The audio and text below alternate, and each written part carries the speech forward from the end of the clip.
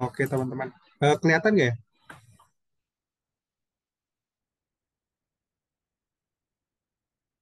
Kelihatan ya, teman-teman? Kelihatan Kak. Ya. Sebelumnya perkenalkan nama saya Muhammad Trisul Sosono, Wicaksono, biasa dipanggil Resa. Sekarang saya bekerja di Pemuka Sakti Manis Indah di perusahaan gula di HO-nya di Jakarta ya. Sebelumnya saya sebagai senior auditor di PKF Hadiwinata. Sebenarnya dari Crow ke PKF ini sebenarnya satu partner, cuman karena memang ada kendala di Crow, tiba-tiba kita harus pindah ke PKF gitu teman-teman. Nah ini harusnya digabung ya dari November 2022 sampai April 2024. Terus saya juga pernah di BDO Indonesia teman-teman. Jadi saya junior auditor di BDO Indonesia. Terus pertama kali saya di Crow juga dan saya intern auditor di Crow Indonesia teman-teman. Ya mungkin itu aja profil dari saya teman-teman. Di sini sebelumnya saya mau jelasin rules saya untuk pelatihan kali ini. Rulesnya itu teman-teman kalau ada yang mau ditanyain di jalan, tinggal ditanyain ya, langsung aja eh, langsung buka mic atau raise hand ya teman-teman. Jadi kita jatuhnya apa ya? Tektok aja teman-teman. Jadi anggap aja kalau ada pertanyaan langsung tanya gitu. Jadi pas di perjalanan gak lupa gitu untuk apa yang ditanyain sih gitu ya. Gimana teman-teman? Sampai sini ada yang mau ditanya nggak?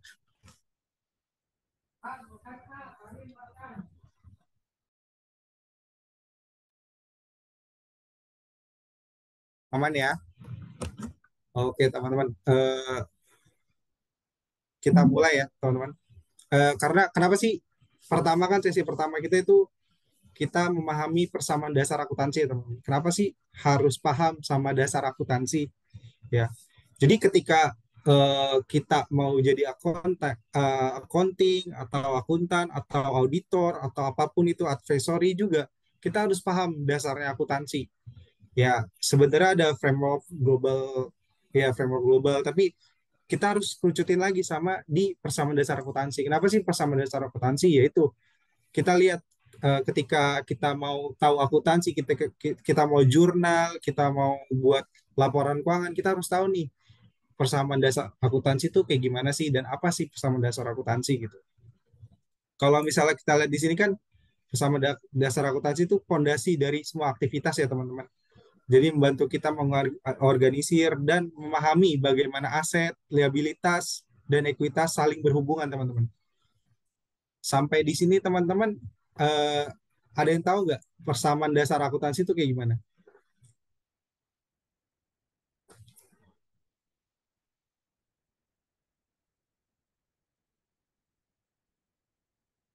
Ada yang tahu persamaan dasar akuntansi itu kayak gimana? Yang hubungannya antara aset, liabilitas, dan ekuitas.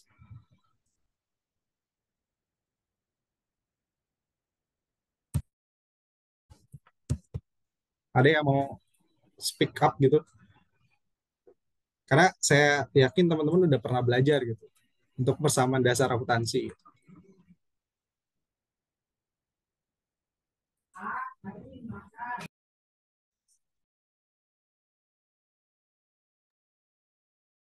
Eh, masih bingung, berarti masih belum ini ya, maksudnya belum masuk lagi mungkin materi udah pernah, tapi Aku tahu iya, gimana tuh? aset sama dengan utang plus modal.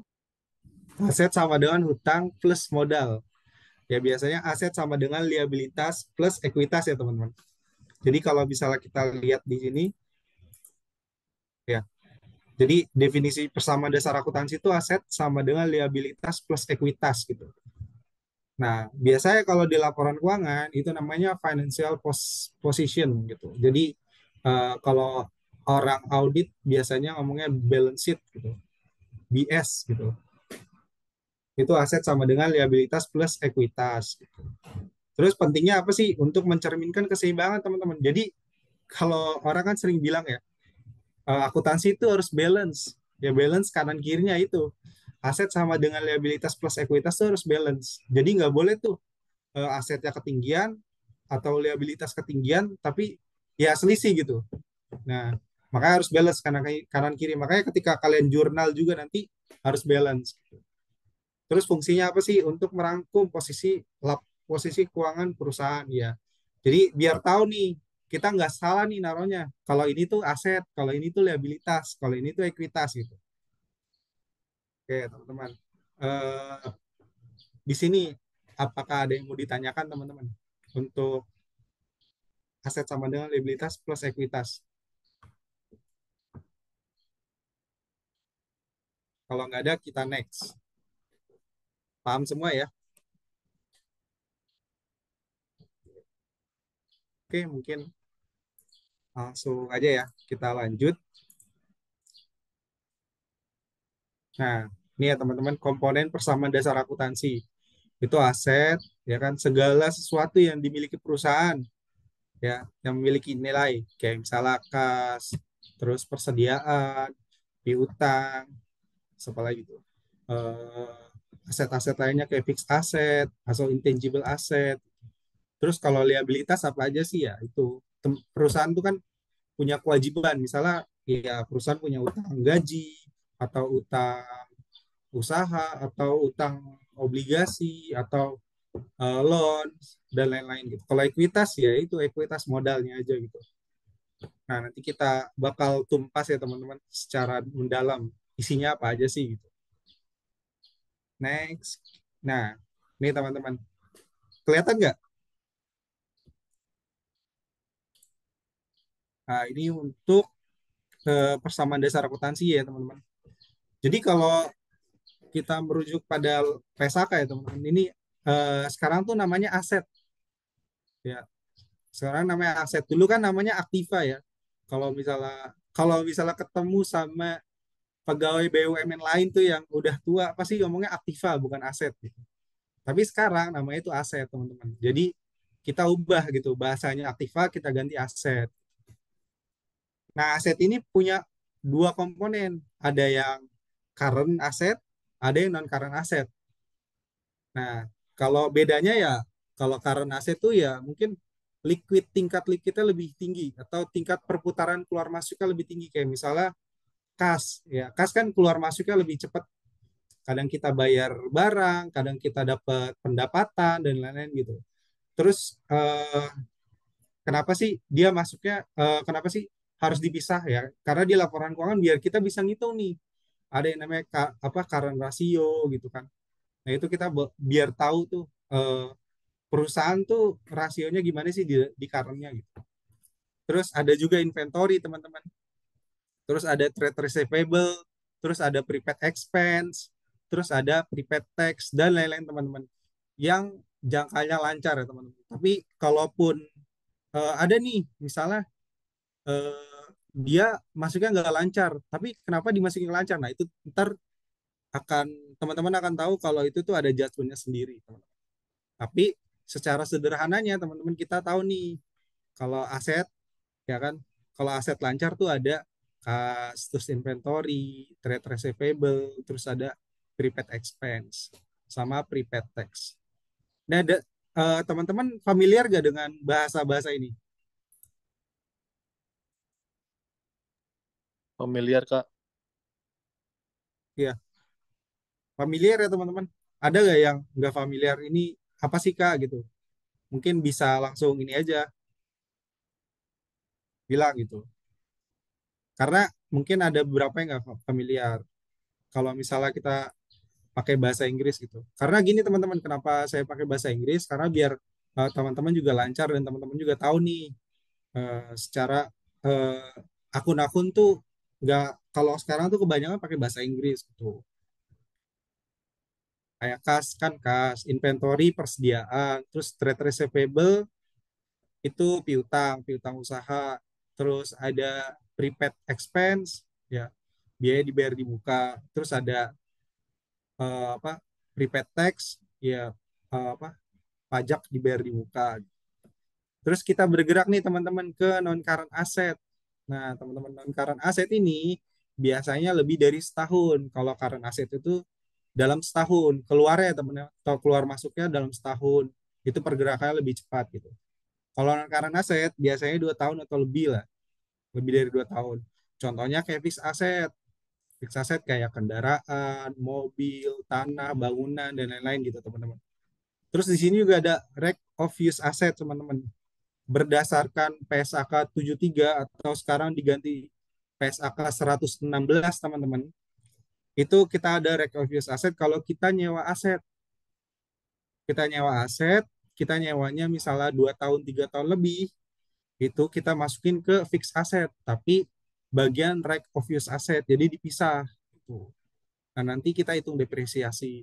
Biasanya kan kalau dulu-dulu tuh masuknya prepaid expense. Kalau sewa-sewa gitu. Tapi sekarang masuknya ini, apalagi kalau angkanya tinggi gitu. Terus ada deferred tax. Kalau misalnya kita ini sih lebih ke ini ya teman-teman, nanti ini lebih advance-nya teman-teman, kalau misalnya lihat apa perusahaan-perusahaan TBK TBK gitu ada deferred tax asset atau deferred liabilities, tax liabilities gitu. Ada DTL, DTA gitu. Terus ada intangible asset ya, kayak misalnya teman-teman itu suka hak cipta, hak paten, atau kayak software gitu yang nggak terlihat asetnya tapi ada gitu dan punya nilai. Terus ada other non current. Ada non current tuh ya yang lain selain yang ada di sini. Nah, sampai di sini ada yang mau ditanya nggak tentang aset?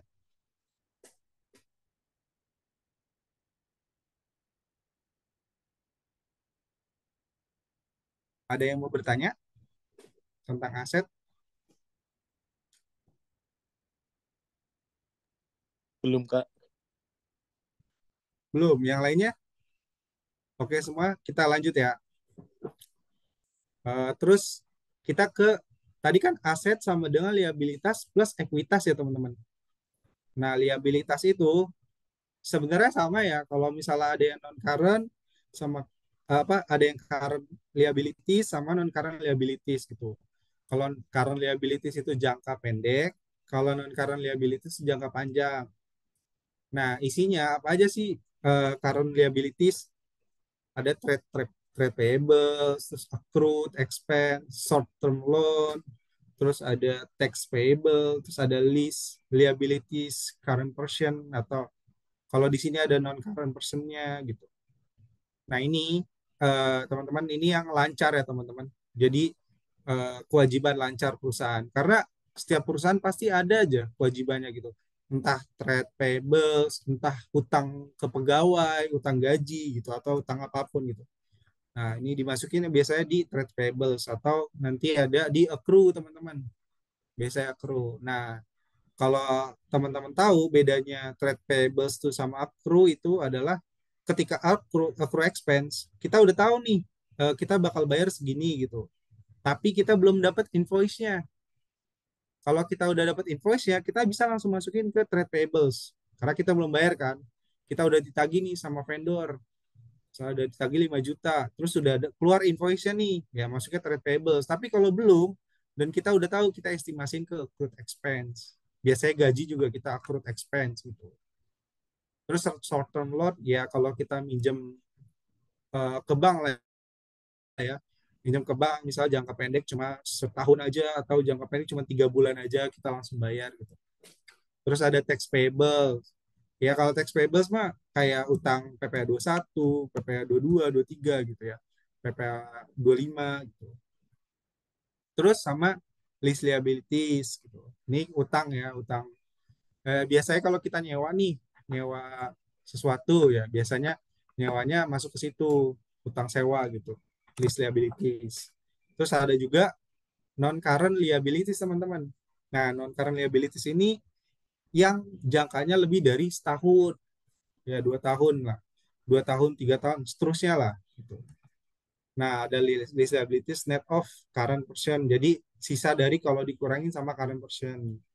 Terus ada long term bank loans, terus ada other non current liabilities sama yang lain-lainnya teman-teman, yang jangkanya panjang, kewajiban kita jangkanya panjang.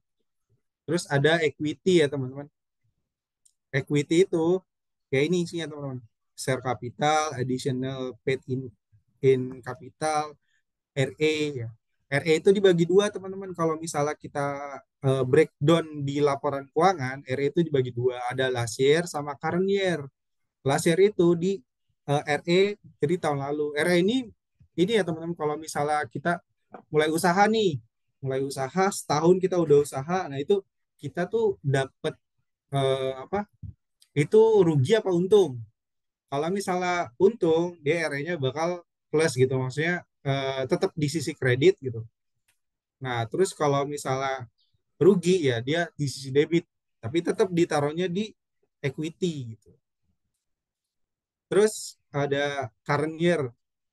Current current year itu misalnya kita udah setahun kan, udah setahun, terus kita ada nih RE atau modal apa pendapatan yang udah kita jadiin modal gitu. Udah masuk ke modal. Maksudnya kayak misalnya udah jadi udah kita net ya pendapatan dikurang beban-beban lain-lain terus sampai hasil laba. Laba itu nanti bakal dimasukin ke tahun lalu, laba kita tahun lalu. Terus current year itu ya tahun ini. Tahun ini sampai tahun detik ini atau sampai bulan ini pendapat apa laba kita berapa sih? Nah, itu nanti ditambahin last year ditambah current year. Current ini biasanya didapetin dari mana sih? Dari sini teman-teman. Dari pendapatan COGS, pendapatan dikurang COGS, dikurang beban operasional, dikurang beban marketing, ditambah pendapatan lain-lain atau dikurang sama beban lain-lain teman-teman. Nah, ini komponen yang biasanya ada di current year atau biasanya kita sebut PL teman-teman, profit and loss. Cuman kalau secara disclosure-nya ya kalau di apa laporan posisi keuangan kita cuma disclosure cuma aset sama dengan liabilitas plus ekuitas gitu. Kita nggak disclosure ini, cuma paling kita disclosure ininya aja gitu, teman-teman. Sampai sini ada yang mau ditanyain nggak teman-teman?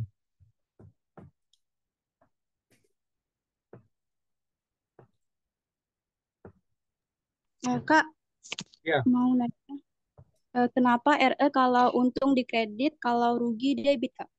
Nah, bagus sih pertanyaannya. Jadi sebelumnya kita balik lagi ya teman-teman. Kita kan ada apa persamaan dasar akuntansi ya teman-teman. Ada aset sama dengan liabilitas plus ekuitas.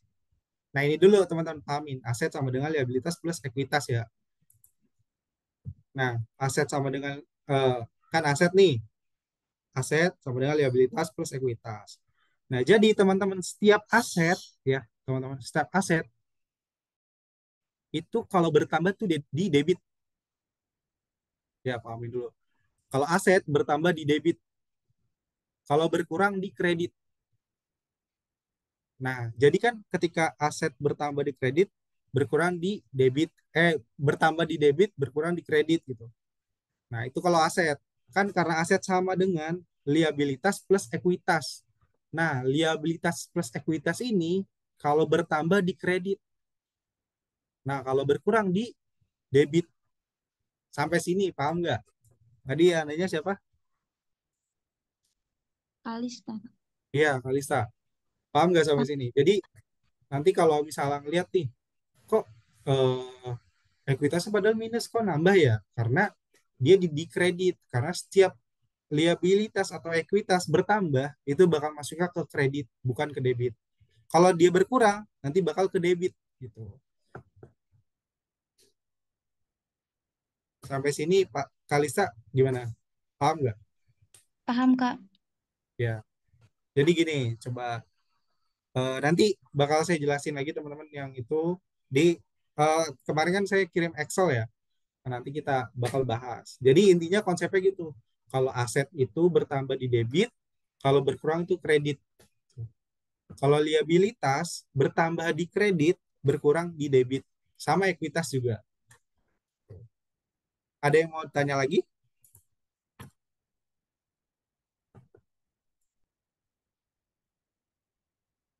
Kira-kira gimana teman-teman? Ada yang mau bertanya lagi?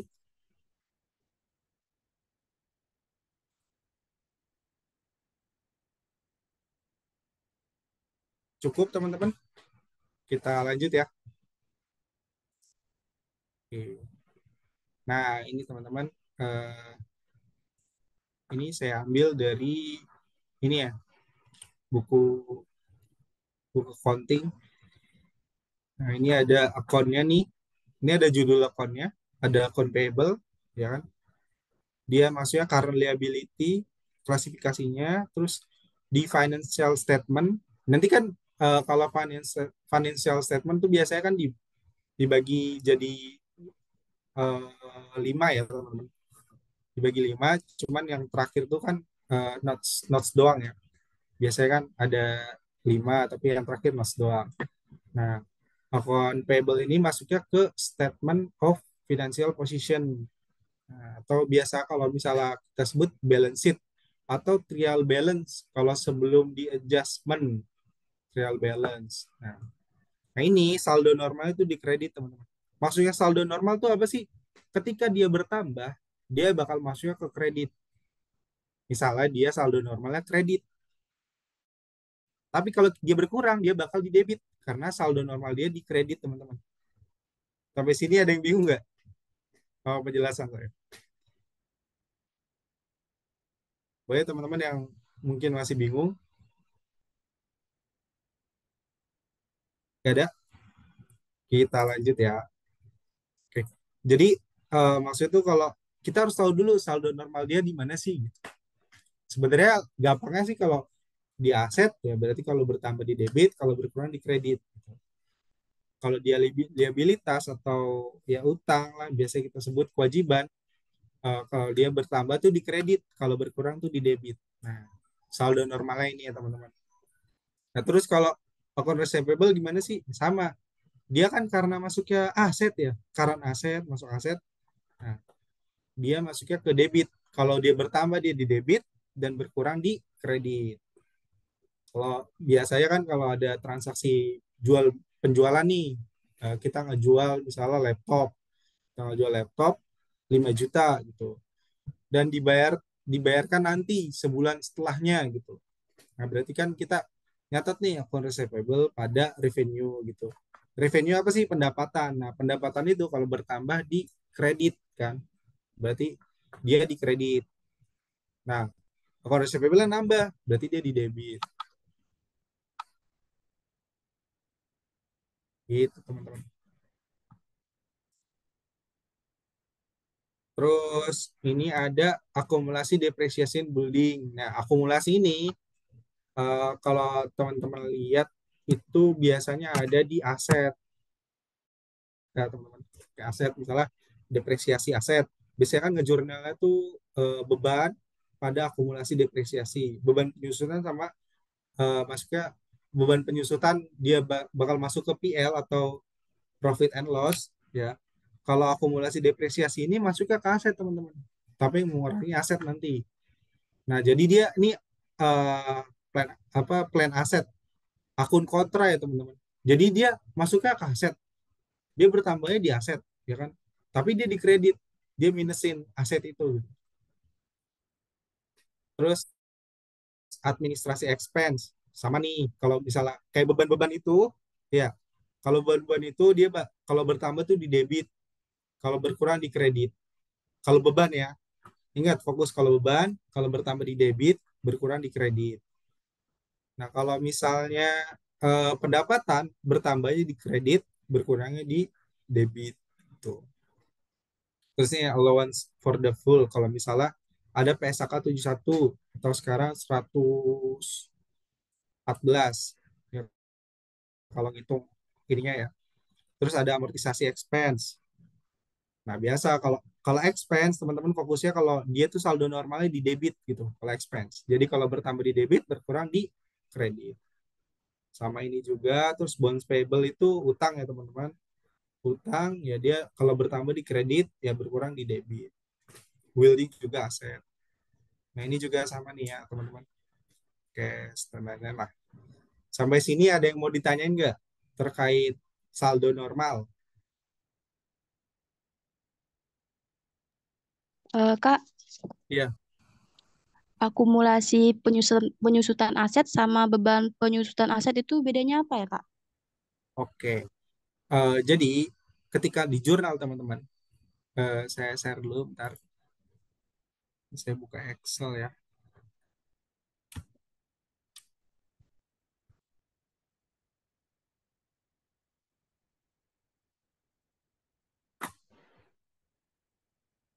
Oke, kelihatan nggak? Kelihatan, Bang. Kelihatan? Kelihatan ya.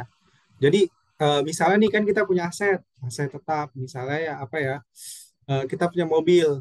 Mobil didepresiasi itu biasanya 4 tahun kan. 4 tahun depresiasi. Berarti kan setiap bulan kita bakal nyatet penyusutan, bener nggak? Kita nyatet penyusutan. Misalnya mobil, ya kan? Mobil kita ada 4 juta nih.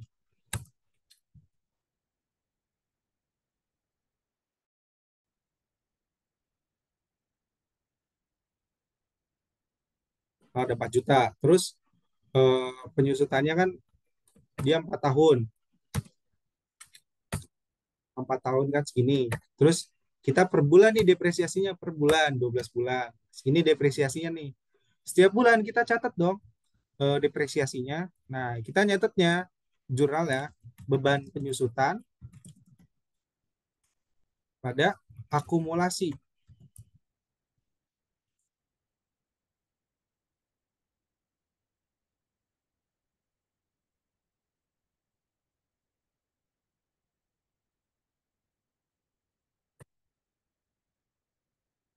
Oh, biasanya kendaraan lah. Nah, kita catat kayak gini teman-teman. Ya. Bedanya apa sih gitu? Nah, nanti akumulasi ini dia ini nggak dibuang ke PNL. Jadi dia masuknya ke aset. Dia masuk ke aset ke non current aset.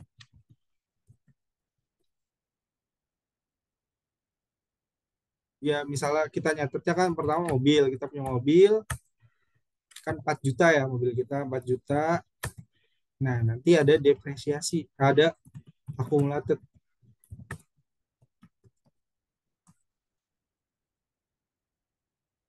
Nah, akumulasinya ada ini teman-teman. Nanti kalau di apa di laporan keuangan atau di itunya di disclosure atau di apa BS yang paling depan itu di net. Jadinya nggak ada nih muncul akumulasi depresiasi, tapi dia munculnya mobil, kita punya mobil.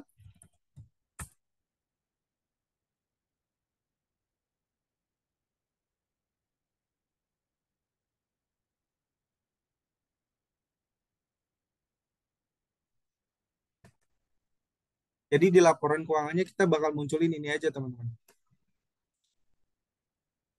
Mobil sebesar segini. Nah, nilai book value-nya segini. Dan akumulasi depresiasi ini biasanya kita bisa lihat di notes gitu teman-teman. Kalau nanti bakal saya kasih lihat tuh ada akumulasi depresiasinya. Nah itu. Jadi bedanya apa sih? Yang ini masuknya ke aset, ya. Ini masuknya ke aset, yang ini masuknya ke P&L atau profit and loss. Jadinya beban gitu. Sampai sini paham nggak kira-kira? Paham, Kak. Ya, intinya dia sebagai pengurang di aset aja, tapi untuk ya bagian itu. Oke, kita lanjut ya.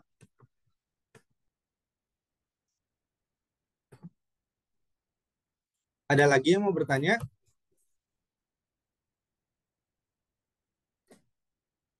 Ini nanti teman-teman bisa baca sendiri ya. Intinya tuh dia aset atau bukan gitu. Dia aset atau beban atau liabilitas atau revenue gitu. Jadi kalau udah tahu itu dia aset, berarti kalau bertambah di debit berkurang di kredit. Terus kalau dia itu beban, dia bertambah di debit berkurang di kredit.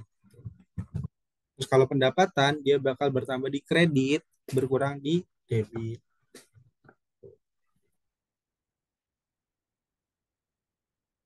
Oke, ini sama sama aja ya teman-teman. Ini sama, tinggal dibaca aja teman-teman. Karena eh, jangan sampai jadi hafalan gitu, tapi jadi teman-teman harus masukin logikanya. Oh iya, kalau aset kan bertambah di debit, berkurang di kredit nih. Oh kalau kas, kita mau beli nih, beli barang, misalnya beli mouse, kita beli mouse nih, mouse tuh harganya 100.000 misalnya, berarti kita ngeluarin duit kan, otomatis cash kita berkurang. Nah, kalau cash kita berkurang berarti di kredit. Terus apa yang nambah ke kita? Mouse-nya. Mouse-nya nambah, berarti peralatan kita nambah nih. Nah, nambahnya di mana? Di debit. Nah, karena peralatan itu masuknya ke aset. Tuh. Simpel aja gitu. Sama kayak utang nih. Kita punya utang. Kita udah punya utang nih. Nah, kita mau bayar utang kita. Berarti kan yang keluar dari kita tuh kas kita. Kas kita keluar, utang kita keluar. Berarti utang kalau berkurang tuh di debit, nanti kita masukin catatnya di debit. Terus kalau kas kita berkurang di kredit, berarti karena kas kita saldo normal di debit. Itu simpelnya. Oke, itu teman-teman. Sampai sini ada yang mau ditanyain nggak? Sebelum kita bahas soal yang kemarin saya udah kirim teman-teman. Mungkin udah bisa dilihat-lihat gitu soalnya. Nanti kita sekalian implementasi jawabannya. Ada yang mau bertanya nggak sampai sini?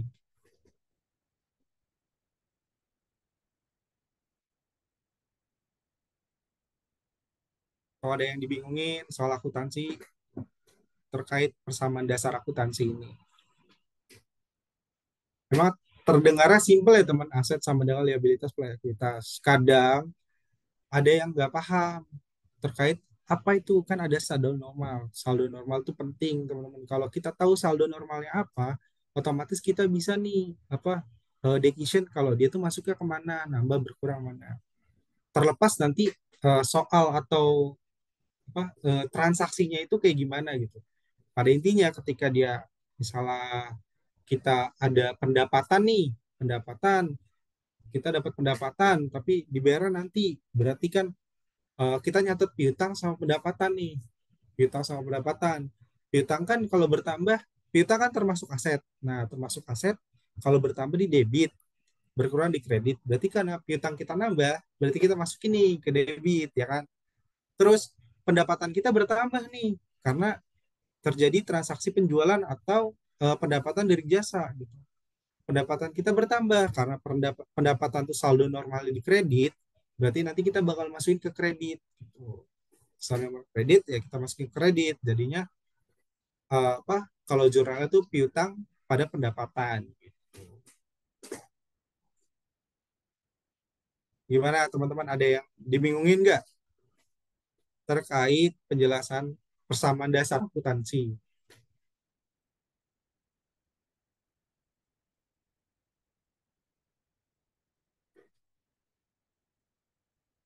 Gimana ke Diko, ada yang mau ditanyain?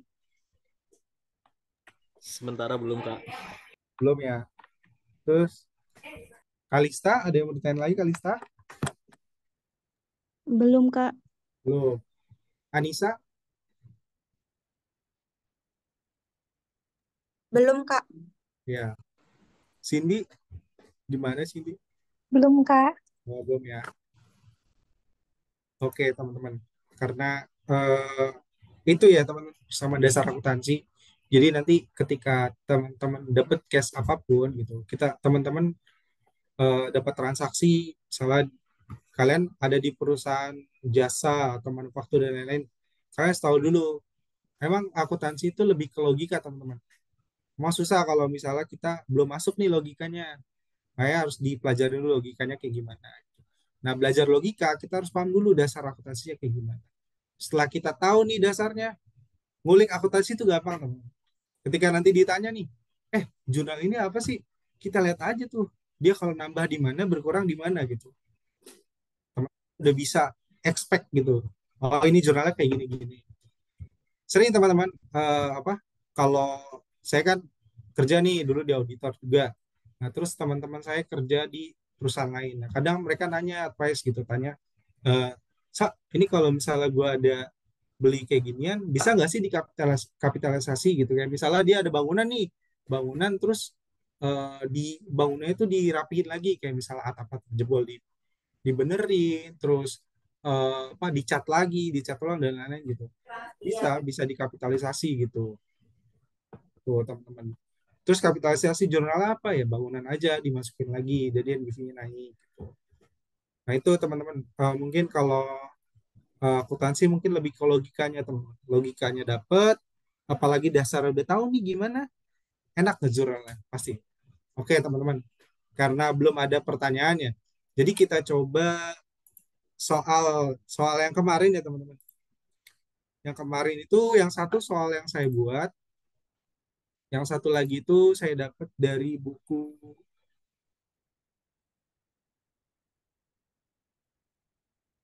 apa ya, buku apa nih namanya?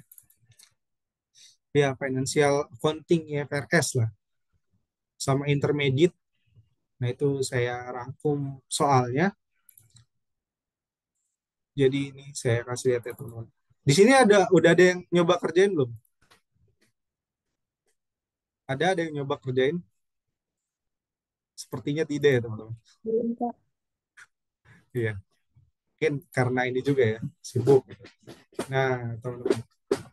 Nah, di sini tuh kita akan mengaplikasikan apa yang tadi kita pelajarin gitu. Karena saya rasa teman-teman perlu praktek juga. Jangan sampai nggak ada praktek gitu.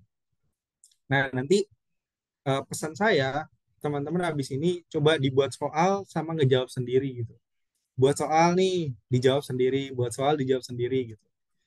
Atau teman-teman insight-nya punya buku intermediate, mau coba buat apa?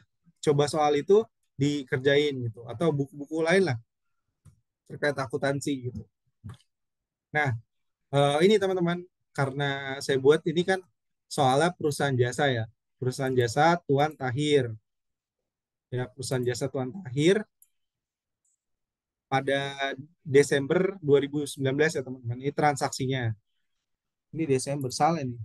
Agustus. Ya, Agustus. Wah, ini juga salah nih. 2021 nih.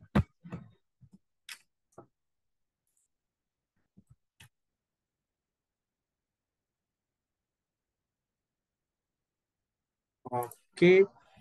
Nah, ini ya, teman-teman. Ini transaksinya di bulan Agustus 2019. Nah, ini kertas kerja kita yang kita mau buat ya, teman-teman. Ini saya buat di Excel lain biar bisa line kanan kiri ya.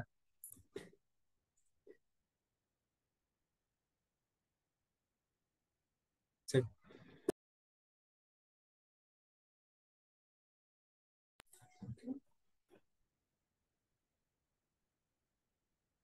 Sebentar ya, teman-teman.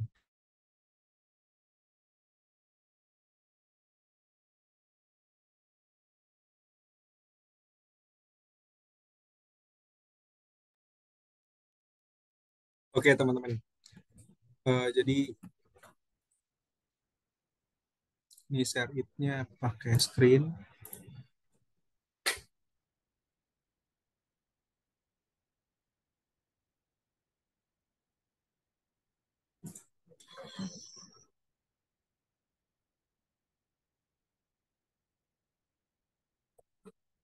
BTW di sini masih kuliah semua atau udah ada yang kerja?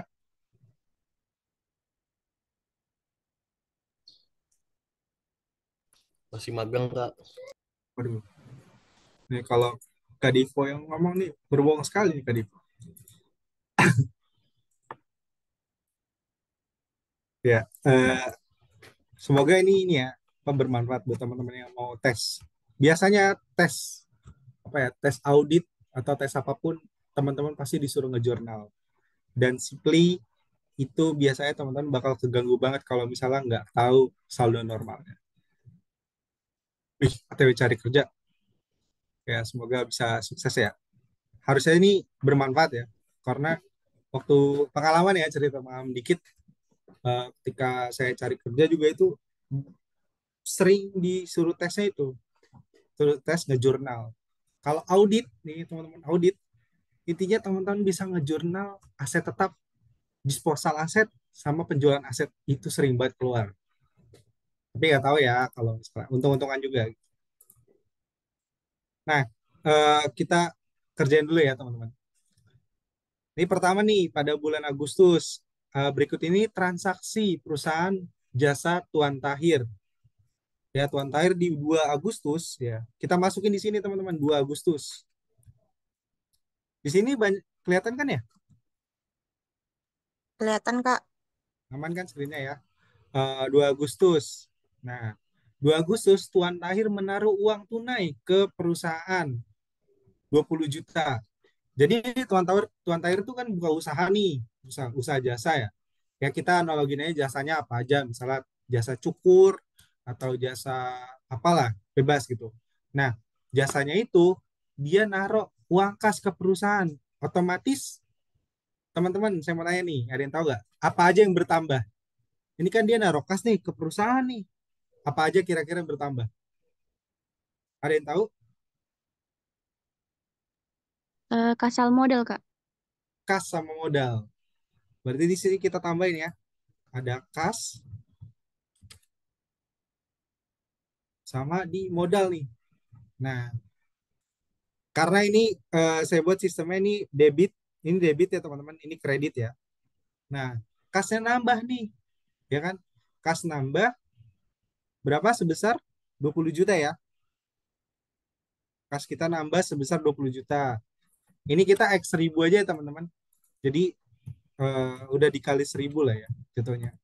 Jadi kita tulisnya 20.000 sini. 20.000. Nah, dia nambah kan? Ini debit ya. Kita hitungannya ini debit ya teman-teman. Ini debit, ini kreditnya. Nah, inilah biar jelas. Ini debitnya, ini kreditnya.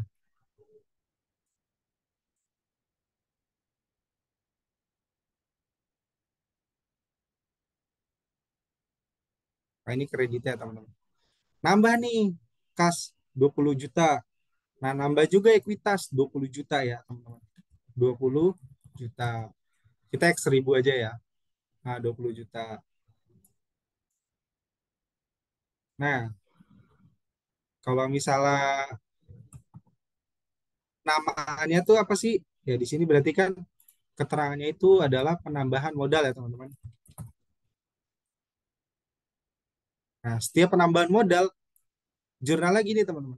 Ya, berarti kas pada ekuitas atau equity gitu. Jadi kas kita bertambah, equity kita bertambah juga. Nah, bertambahnya di sisi debit, bertambahnya juga di sisi kredit. Tuh. Jadi tadi kan kita tahu ya konsepnya balance. Jadi ada yang debit sama kredit. Ketika kita ngejurnal, nggak boleh tuh di debit itu 19 juta, di kredit itu 20 juta, nggak boleh karena nggak balance. Gitu. Nanti misalnya ini pertanyaan bisa berkembang. Misalnya yang bertambah si Tuan Tahir nih ngasih modal itu berupa uang kas, peralatan, kendaraan, dan lain-lain gitu. Nanti tetap sama cara pengaplikasiannya. Berarti nanti kita nambah nih kas, peralatan, kendaraan, nambah sini semua. Kreditnya apa? Kreditnya ekuitas atau equity gitu. 20 juta atau sebesar penambahan asetnya gitu. Terus tanggal 4 Agustus nih 2019 membeli peralatan 5 juta secara kredit teman-teman. Kira-kira yang bertambah apa aja nih? Yang bertambah peralatannya, Bang. Iya, peralatan bertambah. Terus apa lagi yang bertambah? Aset. Iya, aset. Peralatan masuk aset. Ada lagi nih, secara kredit. Hutang ya, Bang ya? Bang, Nah, utang. Jadi di sini kita tulis ya tanggalnya dulu. 4 Agustus, eh 19. Terus di sini kita tulis aja tambahin peralatan. Nah, kita harus peralatannya. Peralatan kita bertambah kan? Ya kan, peralatan kita bertambah, tapi kita beres secara kredit. Berarti otomatis yang nambah itu utang. Ya, jadi peralatan bertambah, utang bertambah. Pak Cepa kan tahu ya, kalau misalnya peralatan bertambah, itu dia kan masuknya aset. Berarti masuknya ke sini nih. Jadi kita tulis peralatan. Peralatan berapa sih? 5 juta. Terus 5.000 di sini. Terus eh, kita nambah juga nih dia liabilitas apa sih? Nambah utang. Utang usaha aja, gak usah ini biar enak. Utang usaha. Karena tadi konsepnya kan, kalau utang itu bertambah di kredit ya udah berarti bertambah di kredit. Nambah kan utangnya 5.000 karena bertambah di kredit. Tuh. Nanti dia jurnalnya itu gini ya teman-teman. Untuk jurnalnya yang awal tuh kas pada equity. Ini jurnalnya. Terus yang kedua itu peralatan utang. Gitu teman-teman. Jadi tetap nih balance. Angkanya dari mana? Angkanya dari sini.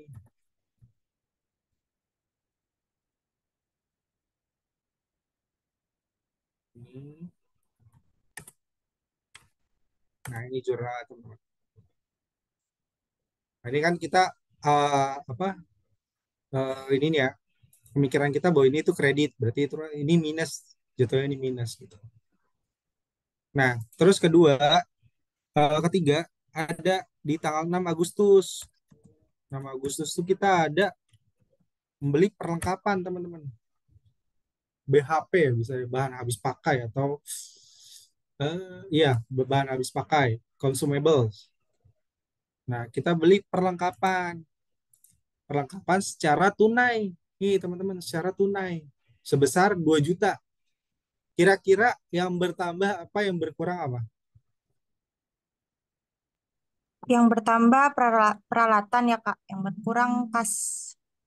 Ya, perlengkapan ya. Yang pertama perlengkapan, kita taruh sini nih perlengkapan ya kan? Karena nambah di aset kan. Dia ditaruh di aset tapi di bagian ditambah gitu kan. Nah, perlengkapan, nambah nih perlengkapannya 2.000 ya kan? Terus berkurang juga. Berkurang kan kas kita karena di sini ada keterangan secara tunai ya kan? Nah, secara tunai. Nah, teman-teman bisa lihat di sini nih, di highlight di sini, ya kan? Ini kontrolnya ya kan, teman-teman. Jadi masih nggak selisih, ya kan? Karena yang tadi kita bilang persamaan dasar kwitansi itu nggak boleh selisih karena harus balance. Tuh.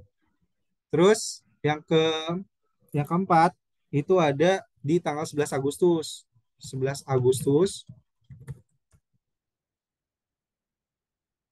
Nah, 11 Agustus ini dia ada pendapatan.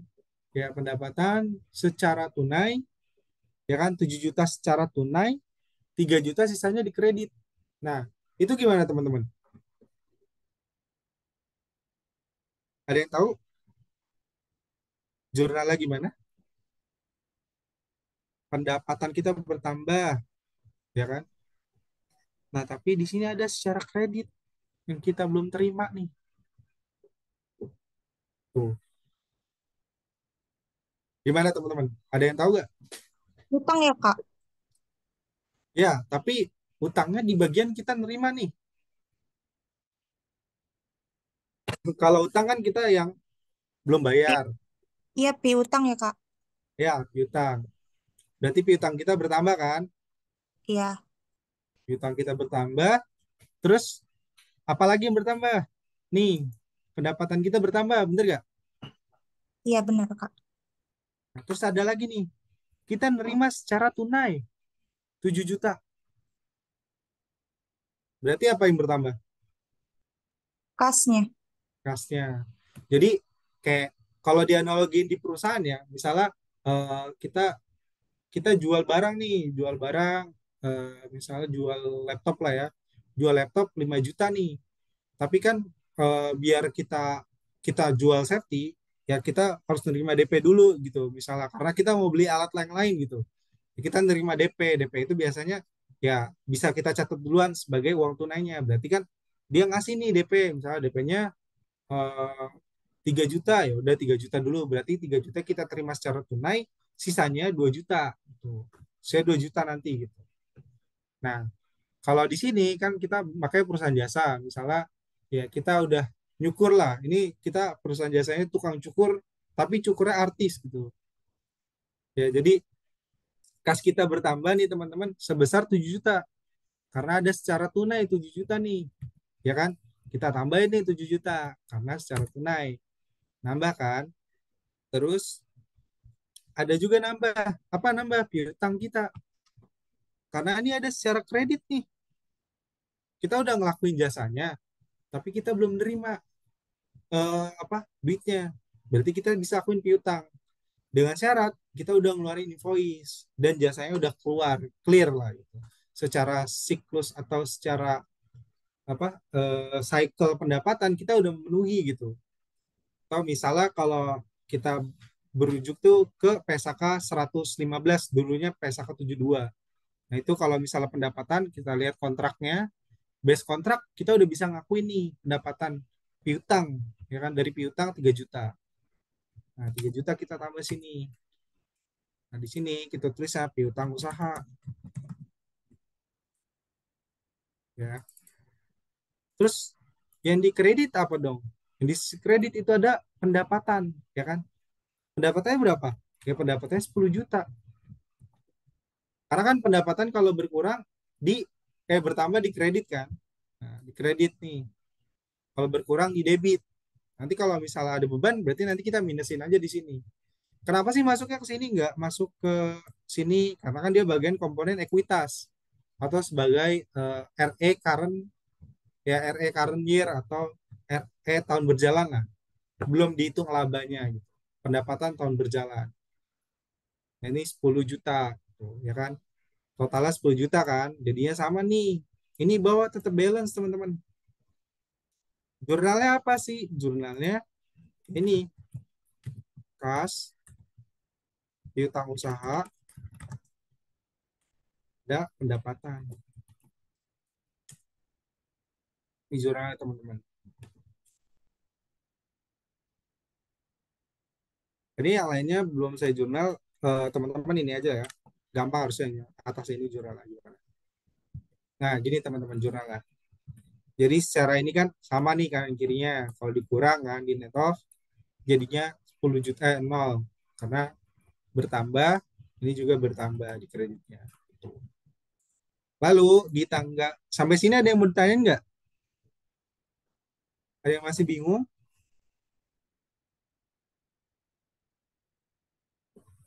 Ada yang masih bingung? Ada yang confused? Terus ada yang pengen nanya tapi gimana gitu? Kalau nggak ada kita next ya. Oke, kita next dulu ya. Kalau ada yang nanya, tanya aja teman-teman ya. Teman-teman di sini belajar, jadi saya harap tanya aja. Maupun case-nya di luar yang saya jelasin ini nggak apa-apa. Di 15 Agustus ya teman-teman. 15 Agustus kita ada nih membayar beban listrik 1 juta. Karena kan kalau misalnya kita ya perusahaan lah ya, perusahaan, misalnya perusahaannya itu ya gedungnya gedung sendiri gitu. Jadi nggak usah bayar sewa gedung gitu. Tapi bayarlah listrik kan, karena listrik kan ngalir terus gitu. Apalagi kan tukang cukur gitu kan. Tukang cukur kan kita sedia cukurnya, sedia AC ya. Nah, itu. Nah, ini ada membayar beban listrik 1 juta. Kalau bayar beban listrik 1 juta, jurnalnya apa? Kira-kira teman-teman. Beban listrik pada kas, Kak. Beban listrik pada kas. Itu ya, beban listrik pada kas. Berarti beban listriknya bertambah. Kas kita berkurang dong, bener ya? Karena kas kita kepake gitu buat bayar beban listrik itu. Jadi kalau kas berkurang, kita minusin 1 juta.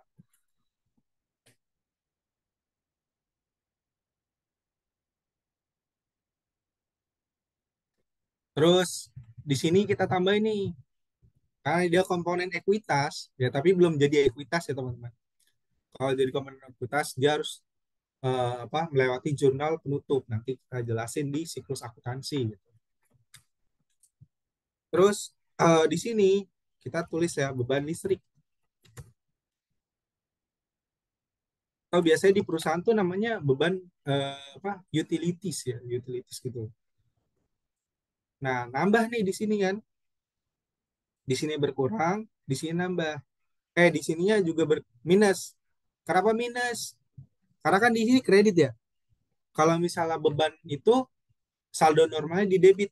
Nah, ini kan kita masukin kredit, otomatis kita minusin di sini 1.000. Tuh, ya teman-teman. Nah, sama nih, sama kayak tanggal 15, tanggal 17. Kita bayar gaji. Ya, teman-teman, bayar gaji. Bayar gajinya 550.000. Kira-kira teman-teman jurnalnya kayak gimana?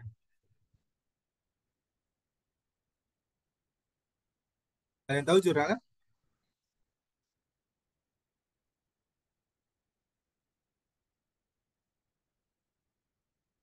Ada yang chat nih.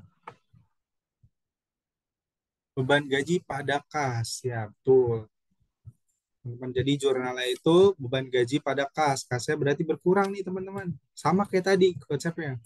Berkurang, nah bebannya bertambah. Tapi karena bebannya di sisi debit, dia kita masukin di sisi kredit, berarti kita minusin. Lalu terakhir nih, tuan tah, tuan tahir ya, menarik uang, mengambil uangnya dari di perusahaan sebesar 400.000. Nah, kalau kayak gini jurnalnya gimana teman-teman? Ada yang tahu jurnalnya? Tuan Tahir narik duit nih, karena dia pemegang modal. Gue butuh duit nih buat bayarin kuliah anak gue, atau eh, mau bayarin apalah gitu ya kan. Atau dia mau buka, atau dia mau jajan. Nah, ya namanya bos kan, dia mau narik. Udah saya tarik aja duit saya nih, buat ini, buat ada something lah. Kira-kira jurnalnya apa teman-teman? Ada yang tahu? Oke. Modal berkurang, pref nambah, Kak. Modal berkurang, pref nambah. Ya, secara konsep benar, modal berkurang, pref nambah. Tapi ketika jurnal di awal, di transaksi ini, berarti tetap kita jurnalnya itu kas dulu, kasnya berkurang. Tadi ini yang di chat benar ya, 9 Agustus kasnya berkurang karena dia narik kan, narik duit dulu nih. Nanti pada at the end tuh tetap nanti modal kita berkurang. Di mana sih berkurangnya? Nanti ketika sudah setelah jurnal penutup. Ya biasanya kalau kita sekarang di perusahaan-perusahaan kan udah pakai software ya. Jadi kita nggak ngelihat nih. Padahal ada tuh namanya penutupan apa ya, PL atau income statement. Itu ditutup tuh di akhir tahun. Nah di akhir tahunnya ditutup. Yang tadi saya jelasin di apa, di bagian eh, current year ya, RE current year. Jadi semuanya di netop dulu, jadi labanya berapa, nanti bakal ngurangin atau nambah modal, yang di RE last year atau tahun lalu gitu. Jadi di sini jurnalnya tetap kita ke sini dulu. Kas kita berkurang 400.000, ya kan? Terus price di sini ada price. Nah, kurang 500.000, 400.000. Oke, kemudian. Nanti kalau misalnya teman-teman lihat di laporan keuangan, kan ada ya laporan perubahan modal. Nah, laporan perubahan modalnya itu kelihatan nanti teman-teman. Kelihatan kalau itu ada price, ada penarikan dari si pemegang saham atau si CEO-nya. Tuh. Dia ada narik, nanti itu di laporan perubahan modal biasanya di disclose atau dikasih tahu nih, nih ada tarikan nih dari CEO-nya gitu. Tetap tapi mengurangi kas dulu. Tapi nanti di disclose-nya dia bakal masuk ke itu laporan perubahan modal. Itu teman-teman. Sampai sini ada yang mau tanyain?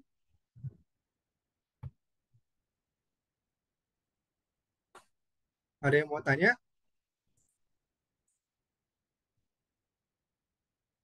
Kalau nggak ada, kita ke soal kedua nih. Kak, Iya, gimana?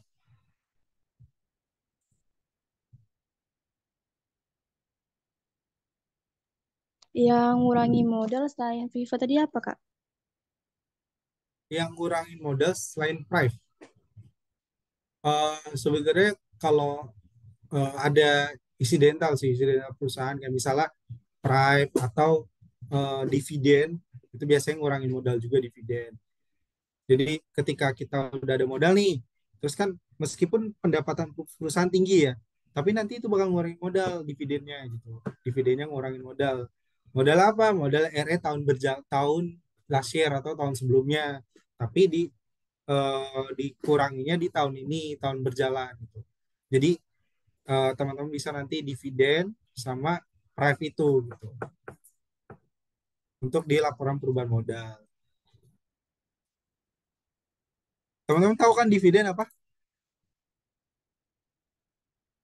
Ada yang nggak tahu dividen? Pembagian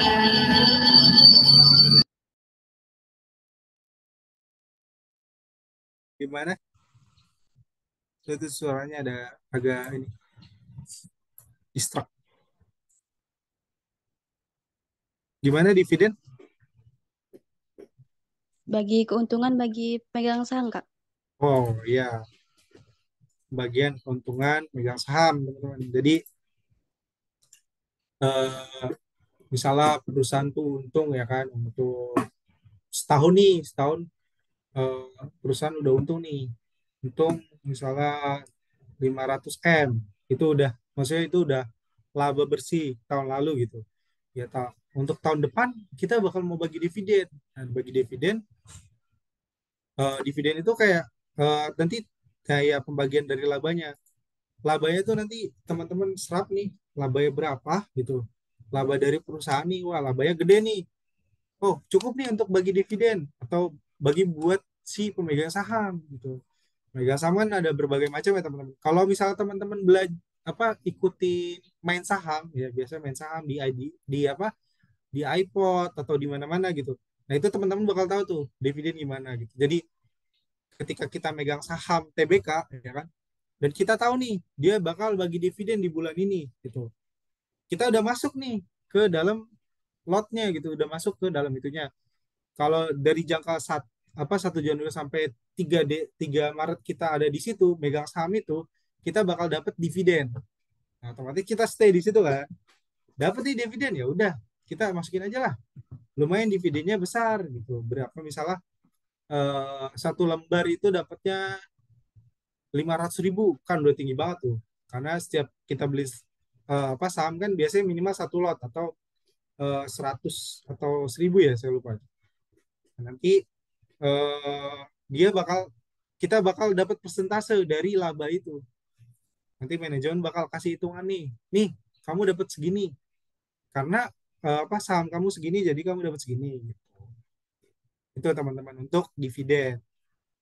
Ya, jadi itu bisa sebagai pengurang modal, tapi di akhir tahun juga sama. Nanti bakal masuk juga ke apa laporan perubahan modal. Ada lagi yang masih bingung?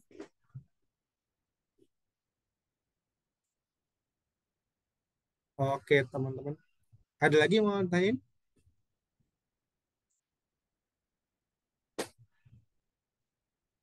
Ada ya? Ya. Ini kita bahas soal terakhir, teman-teman. Nanti teman-teman bisa kerjain sendiri nanti, gitu. Kerjain sendiri sisanya, gitu. Jadi ini soal terakhir. Nah, ini saya ambil dari intermediate, teman-teman. Jadi soalnya bahasa Inggris, gitu. Nanti mungkin eh, bakal di-share ya untuk ini apa buku intermediate, teman-teman bisa baca sendiri gitu, teman-teman. Bisa baca di koleksi, dipelajarin gitu. Untuk bukunya e-booknya ya, ntar saya kirim di grup. Nah, di sini sama kayak tadi ya, sebenarnya sama intinya teman-teman. Untuk ini perusahaan legal service ya.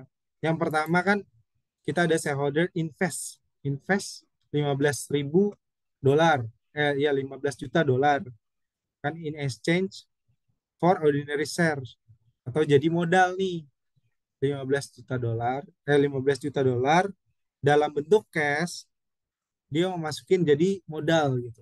Sama di sini juga sama, kita masukinnya kas. Di sini modal kan equity. Nah, kita nambah nih, kas kita bertambah 15.000, teman-teman. Terus modal kita bertambah juga 15.000. Ini penambahan modal kan, namanya isu modal gitu lah, isu equity. Ya biasanya kalau kalau teman-teman ngaudit atau lihat perusahaan gitu yang tiba-tiba nambahin modal, nah itu nanti tetap nih ketika apa si pemegang saham nambah modal, otomatis nanti bakal ada tuh namanya apa sih namanya akte baru penambahan modal gitu. Pasti kalau nanti teman-teman lihat ini nih apa namanya transaksi ini, itu kalau di perusahaan transaksinya berdasarkan invoice saja teman-teman, berdasarkan eh, dokumen dokumen yang ada. Makanya kadang kalau misalnya teman-teman sekarang yang udah kerja gitu kan, biasanya udah kerja terus eh, kalau di bagian audit biasanya ada vouching, atau di bagian accounting biasanya teman-teman rapiin invoice atau gimana. Nah, itu dokumennya. Nah, terus ada paid apa 1 juta for Julie rent office space gitu. Jadi kalau di sini kita perusahaan legalnya tuh nyewa tempat ya teman-teman, nyewa tempat. Nah, jurnalnya itu karena di sini kita nggak ada keterangan untuk berapa tahun ya teman-teman. Karena ini cuma bulan Juli, jadi kita langsung bebanin aja. Nanti dia masuknya ke beban nih, kita paid 1 juta di sini beban nih. Jadi langsung kita jadi beban. Tadi kan sama lah kayak tadi gitu konsepnya untuk bebannya. Nah di sini juga berkurang kasnya 1 juta, tuh, teman-teman. Jadi kita tulis apa rent expense. Nah terus purchase office equipment teman-teman, non cash ya kan, secara non cash gitu. Kita beli peralatan ya kan secara non cash. Berarti kan peralatan kita nambah, terus utang kita nambah juga kan. Karena dasarnya kan kita beli nih, tapi non cash ya udah nanti gitu, non cash. Bayaran nanti gitu kan. Nah, peralatan, equipmentnya kita bertambah nih. Equipmentnya bertambah sebesar 3 juta. Nambah di 3 juta. Terus, ya kan, karena kita ngutang, ya kita nambah di sini dong. Nah, ini kan sama kayak tadi ya, ini konsepnya ini tuh kredit. Ya, liabilitas tuh di sini nih kredit. Nah, kita nambah nih, utang usaha untuk bayar peralatan sebesar 3 juta. Ya kan? Kita ngutang nih, jadi utang kita bertambah. Terus ada provided legal service to clients forecast 2 juta. Jadi kita udah nyediain modal nih, udah selesai nih.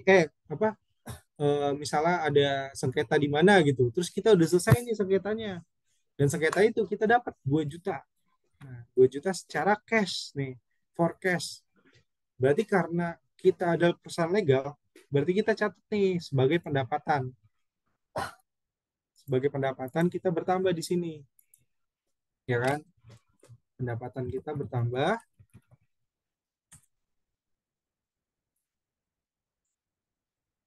Pendapatan itu sebesar 2 juta. Ya, pendapatan karena ini dikredit ya posisinya teman-teman. Jadi kita nggak usah minusin. Nah, terus pendapatan bertambah. Nah, secara tunai, ya kan? Forecast 2 juta. Ini teman-teman. Terus yang kelima nih, kita ternyata di tengah jalan kita tuh kayak butuh uang gitu. Kayak butuh uang kayak kayaknya kurang nih duitnya nih buat kegiatan kita atau buat jasa perusahaan jasa kita.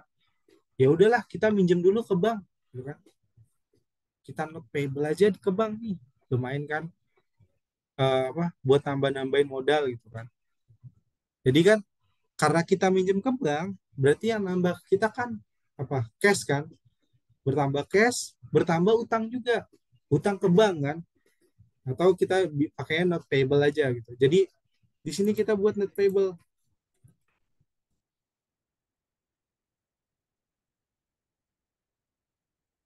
Atau biasanya kita sebut loan ya. Biasa loan aja kita tulis loan ya. Loan 800.000 kan. 800.000. Jadi kas kita bertambah nih. Utang kita juga bertambah karena kita minjem ke bank, ya kan? Otomatis harus ada apa? Utangnya kita nambah, kas kita bertambah gitu. Dan udah di ACC juga nih oh bang. Ya udahlah, kita minjem aja 800.000 buat nutupin operasional atau mau ekspansi. Biasanya itu kalau misalnya teman-teman lihat nih, ada perusahaan minjem ke bank. Biasanya ada dua, buat ngejaga cash flow ya kan, biar cash flow-nya nggak jelek-jelek banget atau kita nggak kehabisan duit meskipun asetnya tinggi nih, tapi asetnya tinggi di piutang. Kenapa piutang? Karena si klien-kliennya itu belum bayar kita gitu, atau ya customer tuh belum bayar ke kita gitu, bayaran nanti. Ya untuk menutupi itu ya kita minjem dulu aja lah, kita minjem dulu, kita agunin buat agunan nih. Agunannya apa? Misalnya uh, bangunan atau apa. Jadi yaudah kita sekolahin dulu nih bangunannya. Jadi kita minjem, terus pasti ada jaminan dong. Bank nggak mungkin kasih pinjam kalau nggak ada jaminan. Nah, 800.000 nih. Terus, nah kita perform legal lagi, legal service. Jadi kita ngasih jasa lagi nih. Ternyata kita dapat nih ngasih jasa 2.300.000. Jadi kita tambah dong 2.300.000 di sini. Karena di sininya dibilang kayak gini harusnya sih secara tunai ya teman-teman. Ini on account ya. Kalau kita nggak ada tulisan forecast, berarti dia itu secara kredit ya teman-teman. Jadi kita ngasih ngasih jasa nih, udah ngasih jasa legal, tapi dibayar nanti di bulan depan mungkin kan, di bulan Agustus. Jadi di bulan Agustus kita udah selesai nih jasanya, terus kita udah dapat ininya, kita udah ngeluarin invoice-nya. Ternyata karena di term and conditional atau di agreement-nya itu pendapatannya boleh diklaim pembayarannya akan dilakukan di bulan depannya ya. Berarti kan kita cuma nyatet aja nih piutang sama pendapatannya. Di sini kita tulis nih account receivable. Account receivable berapa sih? Ini 2.300.000. Terus sama di sini pendapatan kita nih 2.300.000 karena dia ini, jadi kita nggak minusin ya teman-teman. Nah, terus di sini terakhir nih teman-teman, kita ada paid monthly expense. Jadi kalau misalnya perusahaan tuh setiap bulan, akhir bulan itu otomatis kita ada pembayaran teman-teman, bayar gaji karyawan, ya kan, bayar listrik, atau bayar advertising, atau kayak apa sih namanya, promosi lah, biaya promosi, biaya iklan. Nah itu kita bayar di akhir nih. Kita bayar, kan kita bayar ada 3 nih, ada salaris, gaji, utilities tuh kayak listrik dan lain-lain lah gitu teman-temannya, terus advertising, iklan gitu. Nah kita bayar sama kayak tadi konsepnya, berarti tinggal kasnya berkurang nih, kasnya berkurang 600, terus kurang juga 400, terus juga kurang 150. Sama juga di sisi kanannya. Sisi kanannya juga sama-sama berkurang segini, teman-teman. Nah, kita tulis keterangannya di sini kan. Kita tulis keterangannya salaries, utilities, sama advertising. Ini teman-teman. Nah, teman-teman jangan lupa lihat kontrolnya nih.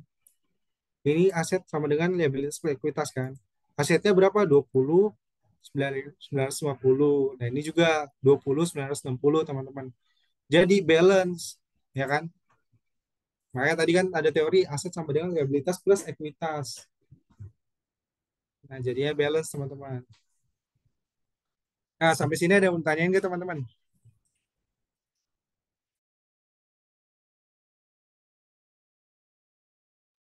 Sampai sini ada yang mau tanyain? Belum ada, Kak. Ya sebenarnya ini udah penghujung ini sih, ujung materi. Jadi ada yang mau sharing atau mau ditanyain gitu sebelum ini sih udah clear ya, materinya sampai sini dulu teman-teman. Kira-kira ada yang mau ditanyain?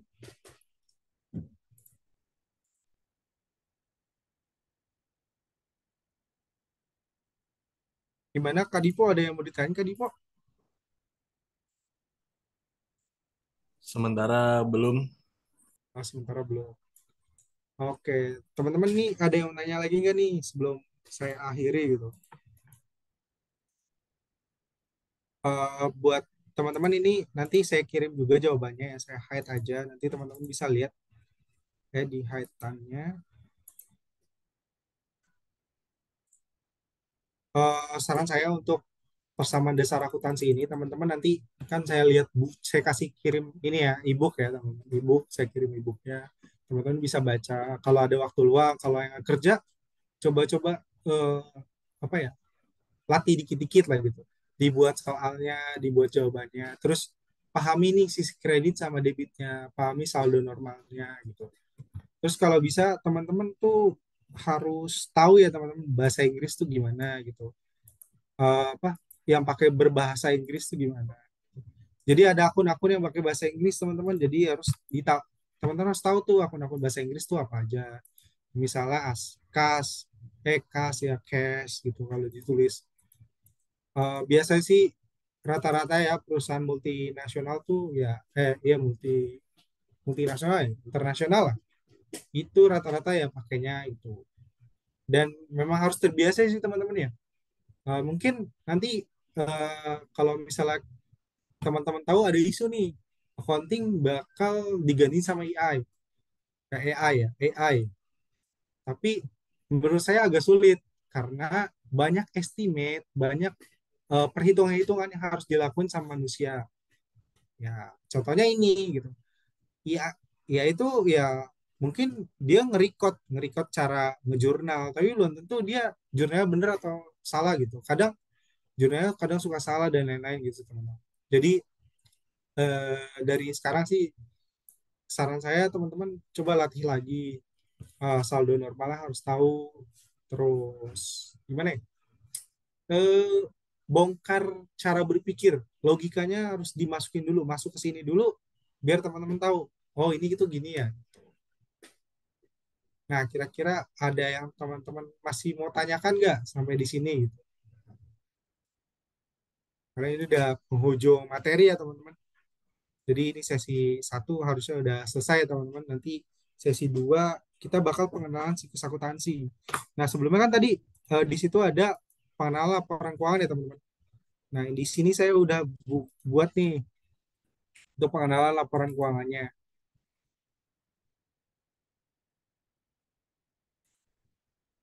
Teman-teman lihat nggak? Kelihatan? Kelihatan, Kak. Ya, ini tuh PT Aneka Tambang ya teman-teman. Ini laporan keuangan, contoh laporan keuangannya. Tapi ini by audit ya teman-teman. Jadi nanti kalau misalnya di laporan keuangan PT saya kok beda ya? Nggak semuanya itu segini ya. Wajar, kadang kalau misalnya internal cuma dia bakal ngelaporin ini ya nih BS-nya, terus apa PL-nya sama ya ini perubahan modal, terus sama cash flow, ya ini cash flow, terus ini ada notes. Nah, biasanya notes ini kadang nggak ditampilin kalau buat internal teman-teman. Tapi kalau buat eksternal karena ini perusahaan TBK ya harus didisclose semua. Nah, teman-teman bisa lihat di sini nih. Ya, teman-teman bisa lihat di sini. Kayak tadi teman-teman. Di sini kan ada laporan keuangannya ya. Ini laporan posisi keuangan teman-teman. Ini financial of ya statement of financial position. Jadi laporan keuangan kan ada 5 ya kan. Laporan posisi keuangan, terus laporan laba rugi, laporan perubahan modal, laporan arus kas, sama terakhir catatan atas laporan keuangan teman-teman. Nah itu belum berubah sampai saat ini. Tapi isinya diubah, iya. Ada berapa mungkin revision untuk diisinya. Ya tadi saya bilang di sini ada aset nih. Sekarang dulu namanya aktiva, sekarang aset. Ada perubahannya. Jadi teman-teman bisa lihat nih. Kalau ini saya disclose atau saya tunjukin tuh karena ya ini perusahaan TBK teman-teman. Teman bisa akses di apa BI ya. Di BI bisa diakses Bursa Efek Indonesia. Teman-teman bisa akses nih laporan keuangannya. Teman-teman bisa lihat, oh kayak gini. Misalnya teman-teman diundang untuk interview perusahaan TBK, berarti teman-teman bisa nih ngecek kesehatan perusahaan gitu. Nah ini laporan posisi keuangannya teman-teman. Jadi ini ada aset. Nah tadi yang jelasin ada current aset, ada non current aset. Nah ini yang didiskus di sini teman-teman bakal beda ya sama yang orang-orang lain atau PT-PT lain gitu. Karena kan tergantung perusahaannya. Perusahaan punya nggak? Kalau perusahaan nggak punya, ngapain kita disclose gitu. Begini, ini perusahaan punya nih. Kayak misalnya ada cash. Nah ini kan yang current asset tadi yang saya jelasin. Terus non current asset juga ada restricted cash. Restricted cash ini kalau misalnya ini kas yang dibatasi penggunaannya. Biasanya ini tuh lebih sering ke perusahaan. Ya, banyak sih semua perusahaan. Cuman kalau saya lihat tuh ini tuh lebih ke perusahaan eh, properti, perusahaan properti. Jadi cash-nya kita belum bisa ngambil nih, karena kan properti rata-rata tuh kerjasama sama bank. Duit kita udah masuk nih, tapi kita belum bisa narik semuanya. Nah itu restricted fund, restricted cash gitu. Jadi cash-nya dibatasi penggunaannya. Ada investment, terus ada fixed asset, ya kan? Nah tadi kan fixed asset nih. Tadi kan nih fixed asset kan kelihatan kan? Di sini fixed asset net ya. Tadi Kalista ya. Nah, ini kan 16 nih. Nah, nanti teman-teman bisa lihat nih, ini notes-nya nih. Notes 12. Notes 12 kita turun ke bawah. Nah, notes 12. Nah, ini teman-teman nih. Ini ada ini harga perolehan atau cost ya kan. Nanti cost-nya ini ya jumlah harga perolehan segini, nanti dikurang sama ini. Ini dikurang sama akumulasi penyusutannya, teman-teman. Nah, sampai jadi NBV atau nilai buku bersih. Iya, Gitu. makanya gue nanya lu.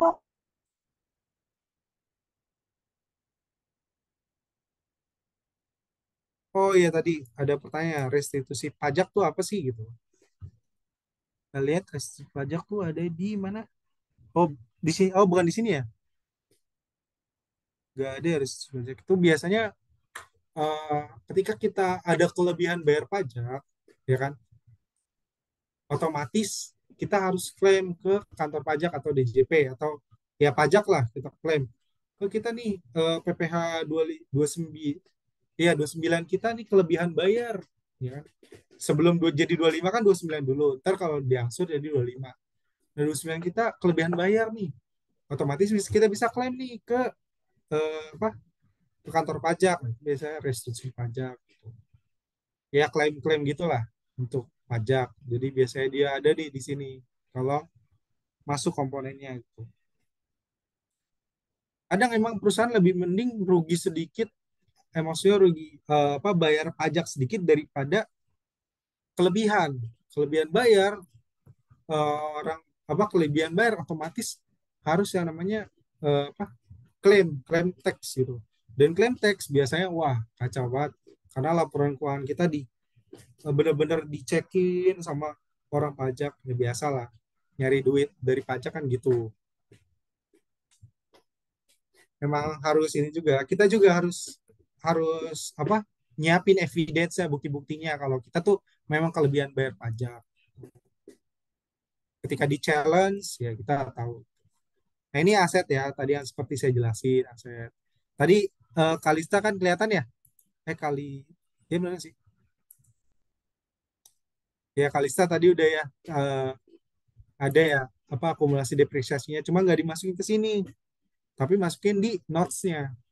Tuh. Ini notes-nya nih teman-teman kalau misalnya teman-teman bingung nih ini isinya apa aja sih ya, ini ada isinya di discuss di sini teman-teman dan di itu di mana sih di itu apa eh, catatan atas laporan keuangan, CALK biasanya kita sebut.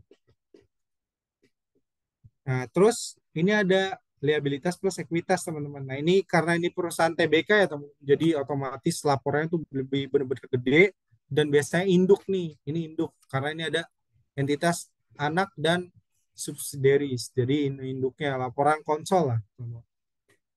Laporan konsol. Nah, ini ada utangnya, terus ada jangka pendek. Nah, ini jangka pendek, jangka panjang yang tadi saya jelasin gitu.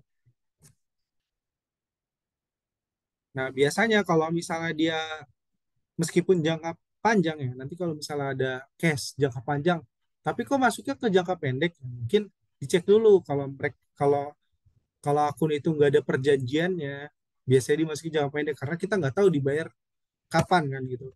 Bisa sewaktu-waktu tiba-tiba dibayar gitu. Meskipun dia tuh udah lama di situ gitu. Itu saya pernah di challenge juga. Ini kenapa masukin sini kan nggak ada perjanjiannya gitu. Kita nggak tahu nih dibayar kapan. Harusnya dimasukin current. Kenapa? Karena bisa jadi tiba-tiba kita bayar besok gitu. Tuh. Terus liabilities. Terus habis ini ekuitas ya teman-teman ya. Nah, di sini kan seperti tadi saya jelasin, jumlah ekuitas dan liabilitas. Jadi total ditambah nih. Ini ekuitasnya, liabilitasnya segini. Tuh. Terus, nah kalau misalnya teman-teman mau nyari aset, ada berapa sih aset gitu? Tinggal dikurang aja, ya kan? Total ini dikurang sama ini. Biasanya itu aset bersih ya. Aset bersihnya berapa? Ini aset bersih nih 34. Yang atas udah pasti sama nih, sama yang bawah. Nah, ini di laporan laba rugi, P&L ya, profit and loss, atau sekarang biasanya disebut laporan laba rugi dan penghasilan komprehensif lain gitu. Ya. Terus, nah ini ada yang tadi saya udah jelasin sedikit ya. Cuma lebih terperinci lagi teman-teman. Nah di sini teman-teman kalau mulai penjualannya dari mana ya? 09. Penjualannya ada apa aja sih gitu. Nah, terus ada labanya, laba sebelum pajak, ya kan ada beban pajaknya gitu. Biasanya teman-teman ada EBIT, EBITDA atau apa earning before interest atau earning. Nah ini yang kayak gini nih teman-teman. Di sini bisa kelihatan. Terus ini biasanya kalau kita ada konsol ya teman-teman. Jadi ada ininya, ada laba ruginya dipisah gitu. Nah terus ini laporan perubahan modal ya teman-teman. Ini ada modal di sini, terus ada tambahan modal, ada selisih kurs, karena penjabaran dan lain-lain. Nah ini kan biasanya difference ini ketika dia ada pembelian atau penjualan, penjualan saham atau ya lebih tepatnya seperti itu sih biasanya penambahan pengurangan atau nah ini surplus revaluasi aset. Biasanya setiap tahun atau berapa tahun sekali perusahaan bakal apa revaluasi aset gitu. Nah, biasanya masuk sini muncul juga. Terus RE-nya nih yang tadi saya bilang ada appropriated sama unappropriated. Terus ini totalnya, terus ini NCI teman-teman. Kalau misalnya perusahaan TBK ya ada NCI-nya, non controlling interest gitu. Terus ini jumlah equity-nya. Habis itu ada laporan arus kas. Laporan arus kas biasa ya dibagi tiga ya. Activity apa aktivitas operasi, inilah harus kas dari aktivitas investasi sama pendanaan. Nah, sampai berakhir di sini teman-teman. Nah, ini CLK ya teman-teman bisa apa breakdown sendiri, bisa cek sendiri CLK-nya isinya kayak gimana. Nah, itu mungkin itu ya teman-teman yang bisa saya sampaikan. Kira-kira ada yang mau ditanyakan nggak?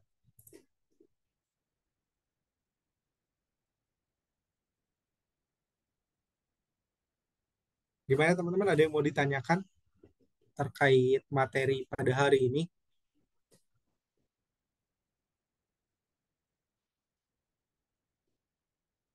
Halo?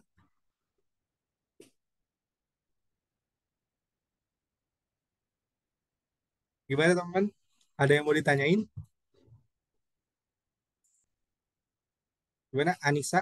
Kalista, Dipo, Fatimah, Hesti, ada yang mau ditanyakan?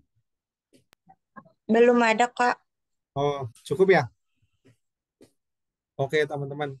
Selanjutnya sih, sesi selanjutnya tuh siklus akuntansi ya, teman-teman. Pengenalan siklus akuntansi. Tuh.